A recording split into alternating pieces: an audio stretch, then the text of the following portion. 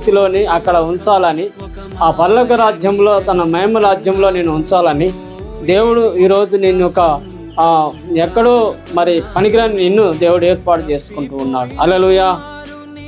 ఆ విషయాన్ని మనం చూసినట్లయితే పౌలు అంటాడు, ఒకసారి జ్ఞాపకం చేస్తే, నేను మరి జ్ఞానవంతులను సిగ్గుపరచుకు ఎన్నిక లేని వారిని నేను ఎర్రివాడిని ఏర్పాటు చేసుకున్నానని మాటను మనం జ్ఞాపకం చేస్తూ ఉంటాం.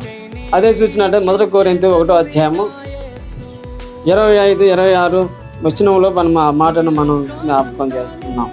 ఎందుకు ఈ విషయాన్ని చెప్తానంటే, ఎన్నిక లేని మనను ఆ 12 ముత్యాలతో బంగారంతో కట్టబడిన ఆ భవంతులో లేక ఆ యొక్క సంతోషంలో నిన్ను ఉంచాలని దేవుడి యొక్క ప్రణాళిక దాని ఉద్దేశమై ఉంటూ ఉన్నది. ఆయన అదే మనకి నేను జ్ఞాపకం చేస్తున్నాను. ప్రభువా, నీ వాక్యము ఏం మాట్లాడాలో నాకు తెలియదు నాయన, నువ్వు మాట్లాడితే అది సంతోషము నాయన, నువ్వు